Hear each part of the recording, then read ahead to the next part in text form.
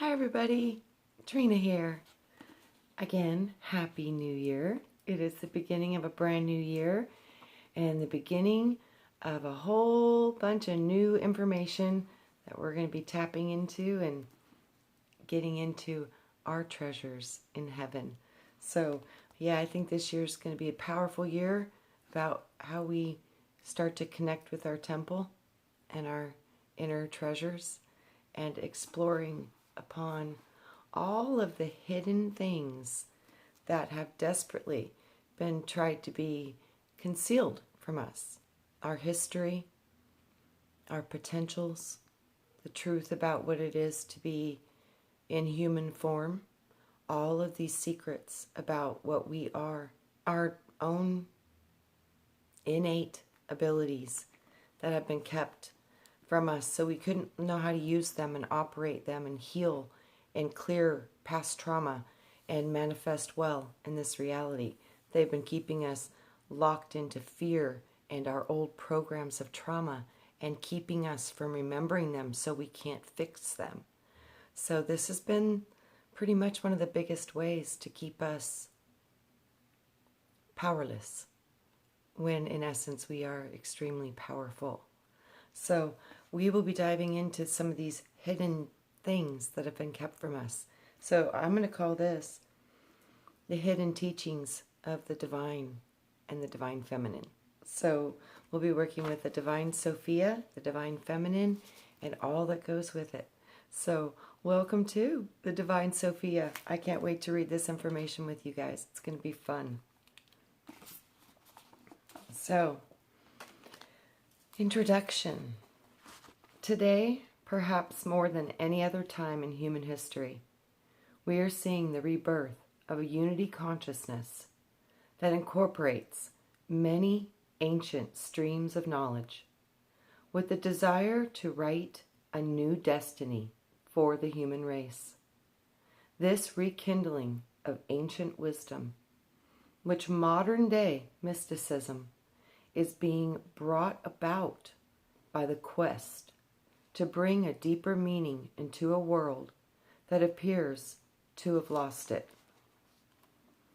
A fast-paced, materialistic world that seems to be obsessed with violence, death, killing, is perhaps one of the reasons that this resurgence is needed.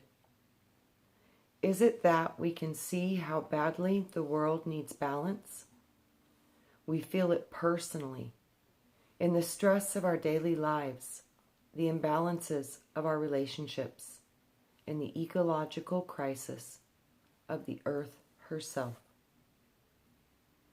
Yet, in the midst of this chaos, a new kind of human being is emerging.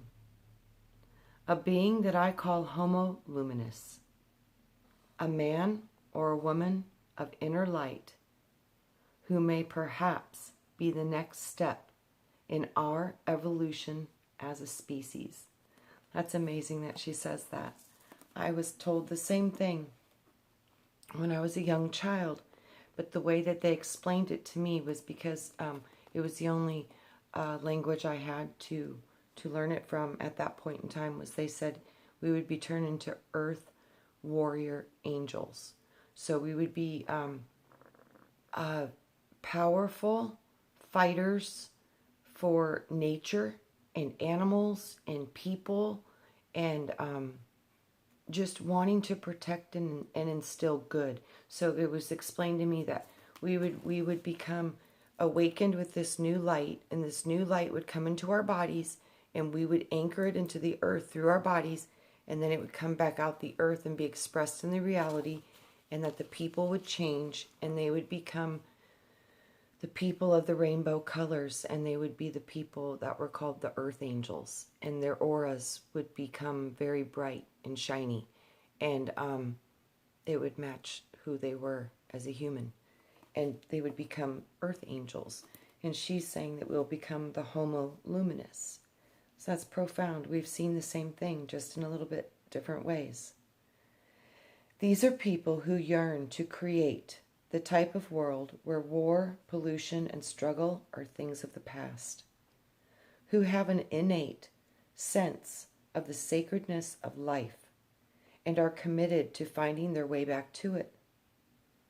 If you are reading this book, you may be one of these people, a forerunner.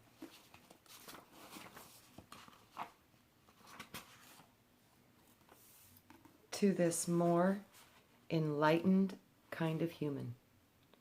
We seek to move past the distractions in our outer world to find a more eternal truth. We want to transcend the chaos of our heavy-handed politics, our materiality, co-opted media, our patriarchal religions, and the dysfunctional patterns of our relationships that have been handed down by our families and our past lives. And these are the people who search for the beautiful, the true, and the eternal. These luminous human beings know that in order to bring a new and better world into being, we must somehow align ourselves with these more eternal principles. If the world we are living in now is ever to heal. This is what I saw. We have to bring in the lights from the higher dimensions and anchor them into earth so it can heal. And a large part of that is reawakening to what you are and what is your past and what is your what is our history? What is our true history that's been hidden? So this is all some of the stuff I think that we're going to really start to uncover very soon if we haven't already begun deeply doing it. So, okay, discovering what has caused the imbalance in the world is not an easy task. Untangling the strings of history, culture, religion, and power is not something generally discussed on the evening news.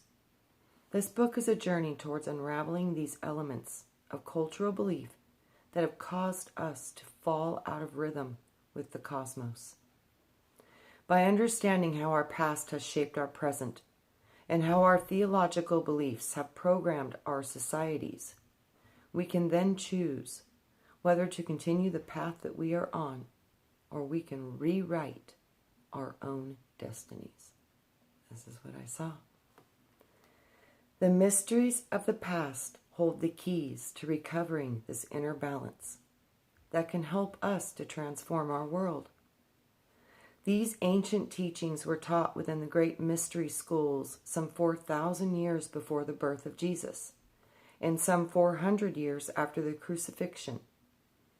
Sages associated with these mystery schools saw the universe as infinitely vast and also profoundly personal, embracing the concepts of both God within and God without concepts that we now call immanence and transcendence.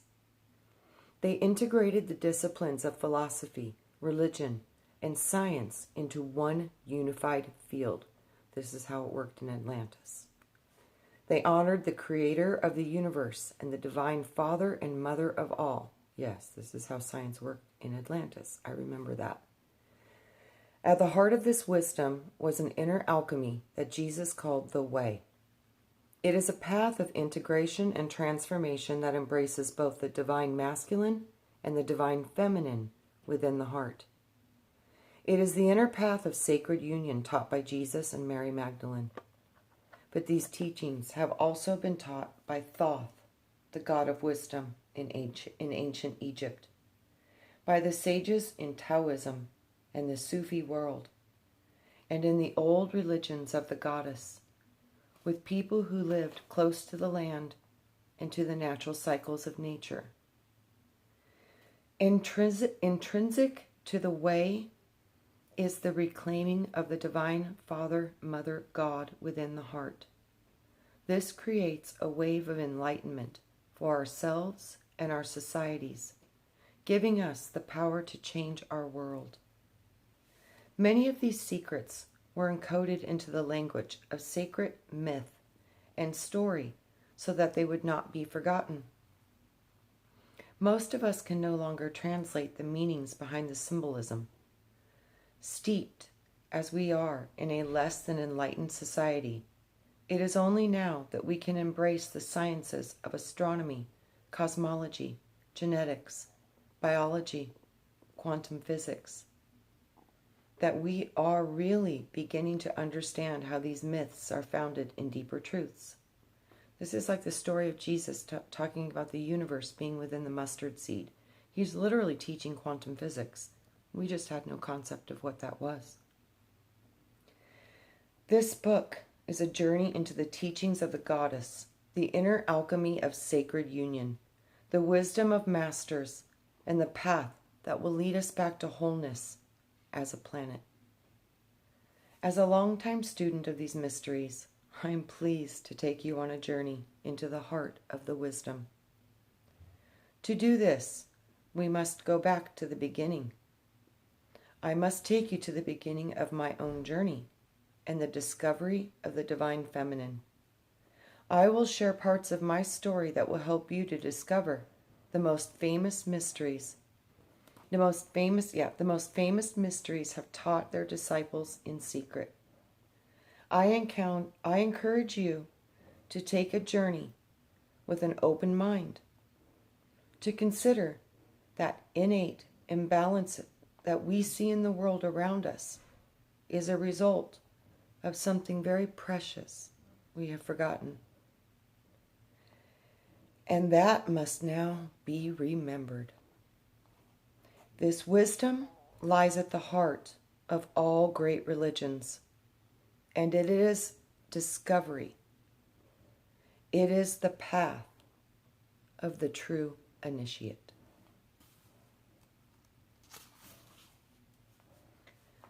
Part 1. The departure. Humanity has imagined her as the immensity of the cosmic space, as the moon, as the earth and nature. She is the age-old symbol of the invisible dimension of soul and the instinctive intelligence that forms it. We live within her being, and yet we know almost nothing about her. She is everything that is still unfathomed by us about the nature of the universe, matter, and the invisible energy that circulates through all the different aspects of her being. She spins and weaves the shimmering robe of life in which we live, and through which we are all connected to all cosmic life. Andrew Harvey and Anne Baring, The Divine Feminine.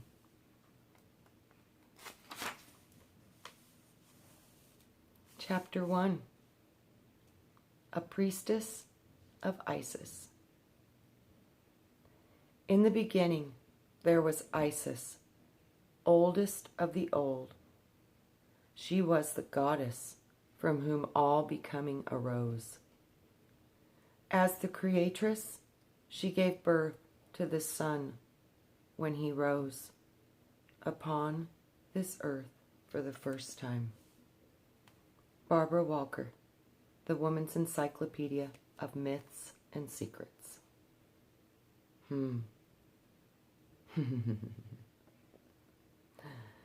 That is so ironic.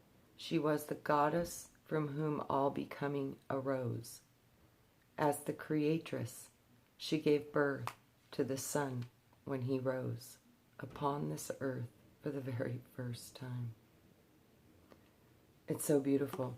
The Divine Feminine is so powerful, and it is all we see. And this has been so deeply guarded and hidden, and we've been taught to worship outside of ourselves and not to connect to the true power that is here. The power that is here in this dimension that is yours to tangibly hold is that of the Divine Feminine. And this has been so completely taken away from us. And this was done on purpose. I sat up, abruptly in bed, still in the other world. The true black shadows on the bedroom wall looked almost like the hieroglyphics I had seen painted on the walls in the dream. Where was I now? Oh, I was asleep in the dormitory of some college. I had returned to school for my master's degree. Now I remembered. I turned my head, slowly remembering the strange extraterrestrial language that had appeared on all four walls of my room only moments ago. They had looked like codes or symbols, or some kind of light geometries, written vertically on the walls of the small college dorm room. As I fastened my eyes back on the wall, I could still make out the faint inscription of some of the symbols. How could they still be there? Wasn't I dreaming? Was I? They seemed like a character in some ancient Egyptian language.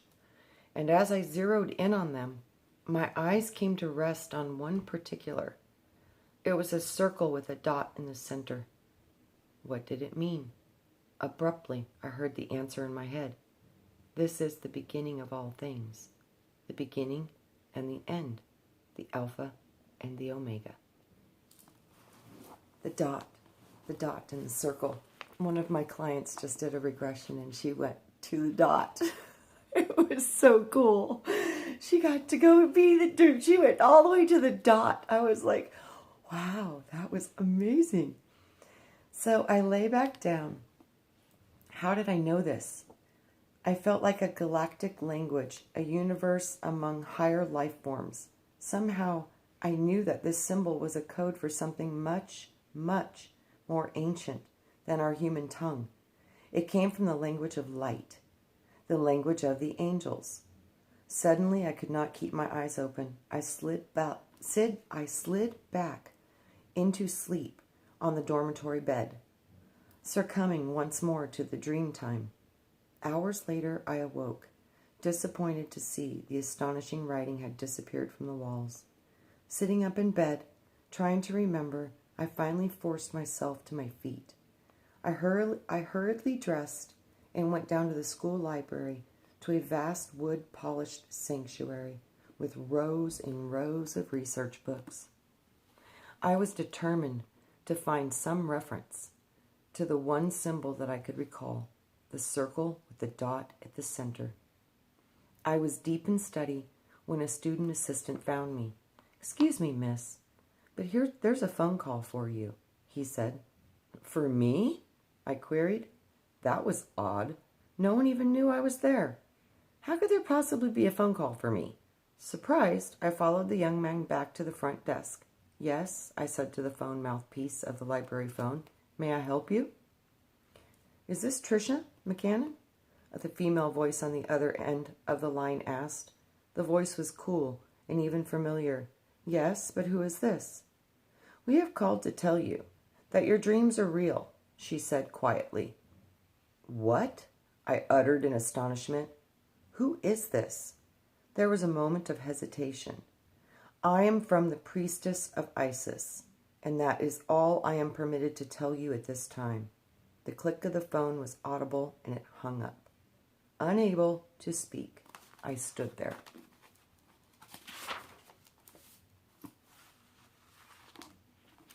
This is the symbol that she saw.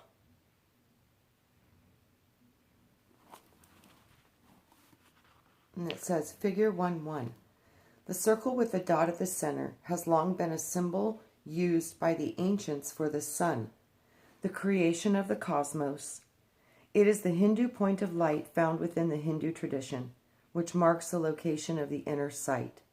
When activated, this inner vision allows you to pull back the veils and behold the inner world of the divine.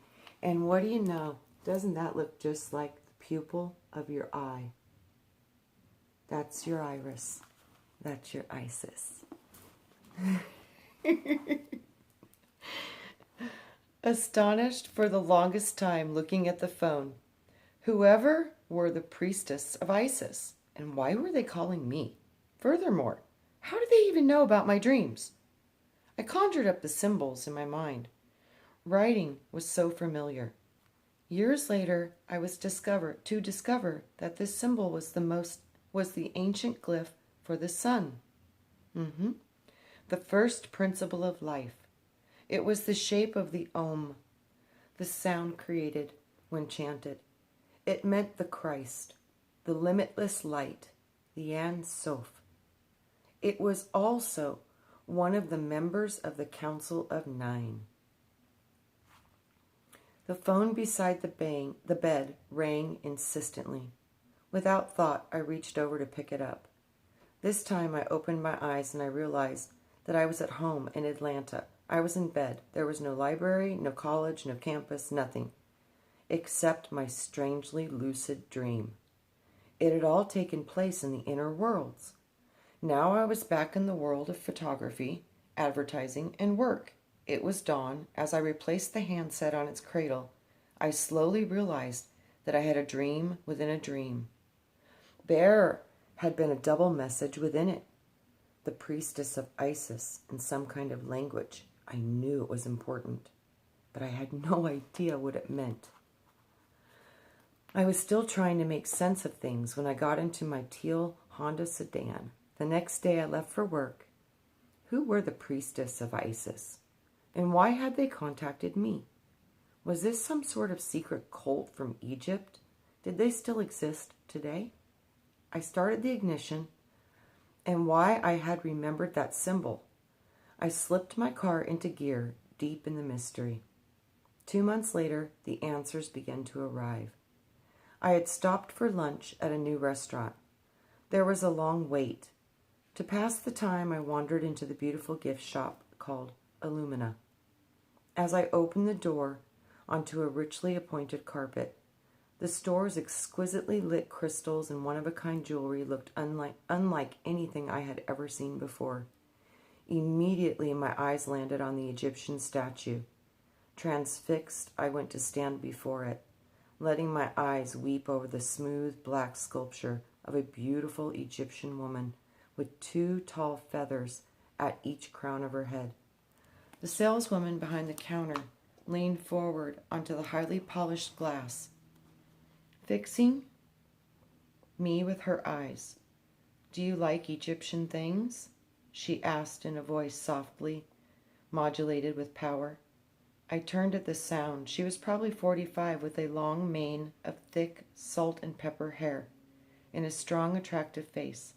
Her eyes were gray and piercing. I stammered, feeling a bit self-conscious. "Yes. In fact, I've been having dreams about the priestess of Isis." Her eyes widened slightly, and then they seemed to grow sharper, as if she were seeing something around me for the first time. She extended her hand slowly, never blinking for a moment. "Welcome to the Illumina. My name is Shasta." I took her hand. "Hi, I'm Trisha," I said, feeling electricity go through me. "Would you like to tell me about your dreams?" she suggested. I blushed. "Well, I'm not sure I even understand my dream." I looked away, self-consciously trying to decide how much I wanted to reveal. After all, since I'd been working for many, many years with masters in my dream state and had been a clairvoyant from the time I was a child, I certainly couldn't assume that a perfect stranger would follow my line of thinking. "I'm not sure you'd understand them either," I added lamely. Her eyes brightened, and a mysterious smile played about her lips. "Let's just say I might. I am a high initiate of the priestess of Isis." Okay, we will start again with Chapter 2, The Magic House by the Grove. This is a metaphor for the synchronicities that are showing up in our lives. And they're powerful and they're real. Brian Lunsford shared a beautiful story with me today. It's New Year's Day, and he heard, get up and go run your errands. So he got in his truck and he went. He saw this store, and he was drawn to walk in. It was a tarot store, crystal store. He walked in the door, and the female told him, I've been waiting for you to come. And she handed him a wand. This stuff is going to start happening to all of us in an abundant in an abundant way. So get in alignment with receiving the gifts from Spirit and the universe, and it will come in many, many ways. But get ready. The gifts are going to start coming in a very big way, especially when we learn how to utilize the power of the Divine Feminine, because she is the one who brings them in. So I love you all. This is going to be so much fun. I'm loving this book already. I hope you guys like it too. And I'll catch you on the next one. Much love. Bye.